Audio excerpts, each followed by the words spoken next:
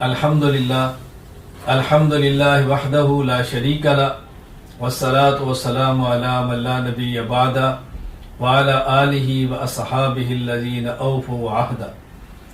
اللہ تعالیٰ نے انسان کو اتنی نعمتیں عطا فرمائی ہیں کہ خود اللہ قرآن کریم میں ارشاد فرماتے ہیں وَإِن تَعُدُّوا نِعْمَتَ اللَّهِ لَا تُحْصُوهَا، اللہ کی نعمتیں تم شمار کرنا چاہو تو شمار نہیں کر سکتے۔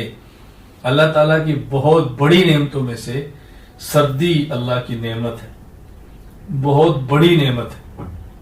اس حوالے سے میں عرض کرتا ہوں سردی اور خصوصاً موسم سرما، سردی کا موسم، سردی سے مراد سردی کا موسم، رسول اکرم صلی اللہ علیہ وسلم ارشاد فرماتے ہیں الشتاء تحفۃ المؤمن، یہ سردی کا موسم ایمان والوں کے لیے تحفہ ہے۔ اللہ اکبر، رسول اکرم صلی اللہ علیہ وسلم نے عجیب بات ارشاد فرمائی ہے۔ اللہ اکبر، طال لیلہ فقام، اس کی راتیں لمبی ہیں، مومن قیام کرتا ہے، تہجد پڑھتا ہے، نوافل پڑھتا ہے۔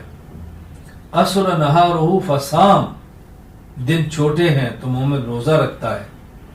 میں گزارش کروں گا اس سردی کے موسم سے وہ لوگ ضرور فائدہ اٹھائیں جہاں سردیوں کی راتیں لمبی ہیں اور دن چھوٹے ہیں۔ دن چھوٹے ہیں تو روزہ رکھنا بہت آسان ہے، ٹھنڈا روزہ ہے، روزے کی شدت بھی محسوس نہیں ہوتی، اور راتیں چونکہ لمبی ہیں تو رات کو نوافل پڑھنا، تہجد پڑھنا، عبادات میں رات گزارنا بہت آسان رہتا ہے۔ رسول اکرم صلی اللہ علیہ وسلم نے جو بشارت دی ہے ہم اس کی قدر کریں اور سردیوں کی راتوں کو بہت قیمتی بنائیں۔ دنیا بہت مختصر ہے، ایک بار آئے ہیں، دوبارہ اس دنیا میں نہیں آنا۔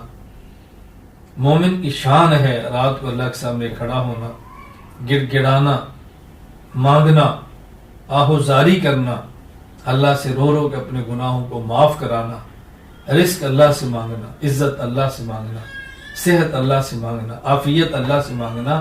اللہ ہی دیتے ہیں، کوئی اللہ کے علاوہ نہ رزق دے سکتا ہے، نہ صحت دے سکتا ہے، نہ دولت دے سکتا ہے، نہ عزت دے سکتا ہے۔ یہ سب خزانے اللہ کے پاس ہیں۔